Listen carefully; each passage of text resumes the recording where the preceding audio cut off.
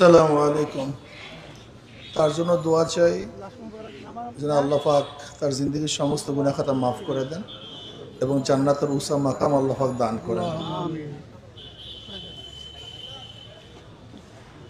আমরা যে জানাজায় অংশগ্রহণ করছি, বাংলাদেশ মুজাহিদ কমিটির মুহতারাম সেক্রেটারি জেনারেল দায়িত্বে ছিলেন, সরকারের উচ্চপদস্থ একজন কর্মকর্তা ছিলেন, ইসলামী আন্দোলন বাংলাদেশের প্রেসিডিয়াম সদস্য মরহুম খন্দকার গোলাম মাওলা সাহেবের জানাজা এখন আলোচনা রাখবেন সম্মানিত আমির হযরত মির্জা হুজুর চরমনায়।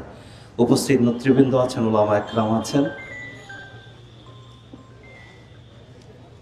أعوذ بالله من الشيطان الرجيم بسم الله الرحمن الرحيم كل نفس ذائقة الموت। গতকালকে রাত্রে আমি বাড়ি থেকে আসছি, আমার সঙ্গে আজকে ডাক্তারখানায় যাওয়ার কথা। রাত্র প্রায় 2:30 আড়াইটার মতো তখন আমার কাছে বলতেছে সেক্রেটারি জেনারেল দুনিয়াতে নাই। আসল মূল ব্যাপারটা হলো, মানুষ তো সবাই আমরা দুনিয়া থেকে যাব, কিন্তু তার কতগুলো গুণের ভিতরে একটা গুণ হলো অত্যন্ত ধৈর্যশীল ছিল। এত বড় একটা দায়িত্ব পালন বাংলাদেশ মুজাহিদ কমিটি, ইসলামী আন্দোলন বাংলাদেশের সম্মানিত প্রেসিডিয়াম সদস্য, সারা দেশের ভিতরে সারা বছর দায়িত্ব পালন করেছে। অনেক সময় আমরা বিভিন্ন সময় মানসিকভাবে প্রেসারে রাখতাম, কিন্তু আল্লাহর বান্দাকে দেখছি কখনোই একটু রাগ তো দূরের কথা, বিরক্ত দূরের কথা, কোনো অস্থিরতা খুব একটা আমার নজরে আসে নাই। আর আল্লাহ রাব্বুল আলামিন তো বলেছেন, ইন্নাল্লাহা মা'আস সাবিরিন, আমি ধৈর্যশীলদের সাথে থাকি। তা আমরা তো সবাই একদিন রওনা করে দুনিয়ার থেকে যাব।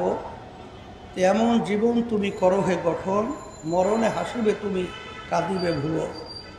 তা এদের থেকে আমরা আমাদের সামনে একদিন এরকম আমাদের লাশ মানুষের সামনে আসবে, আমরা এর থেকে যেন উপদেশ গ্রহণ করতে পারি।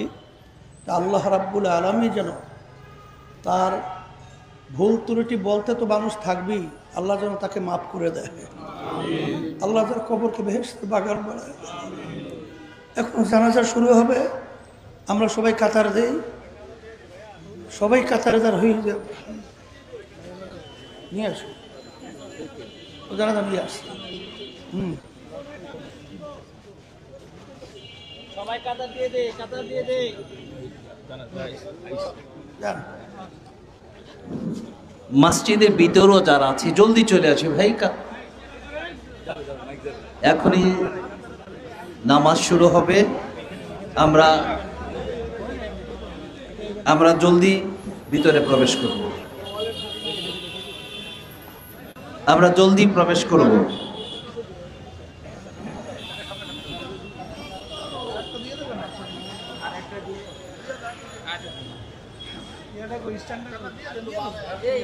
স্ট্যান্ডটা দাও,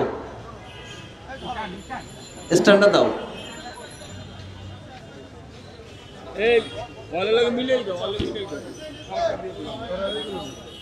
এই জানাজার ইমামতি করবেন আমাদের সম্মানিত আমির হযরত মির্জা হুজুর। পিছনে যারা আছে, আমরা এই রো দিয়ে পূর্ব দিকে আমরা সারিতে আমরা করতে পারবো ইনশাআল্লাহ। ডানে বামে দেখে আমরা কাতারটা সোজা করব। এটা নেমে গেছে, এটা নেমে গেছে, আরো পিছাইতে হবে।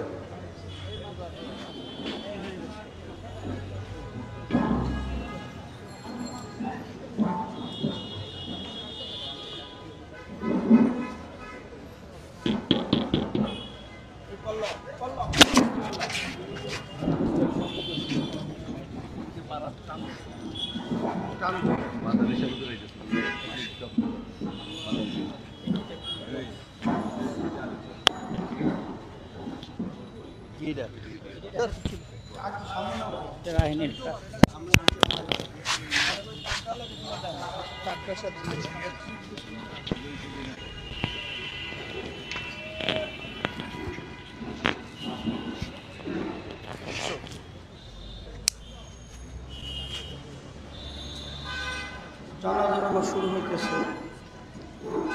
জালি জানা নামাজ ফরজকে পায়া সাইড তকবীরের সাথে কেবলামত হইয়া ইমামের পিছে আল্লাহ আদায় করতেছে আল্লাহু আকবার।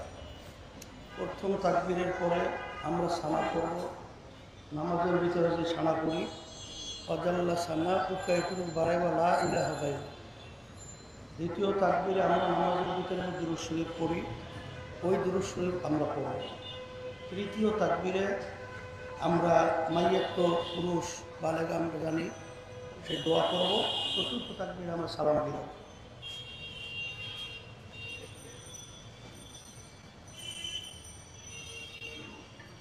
আল্লাহু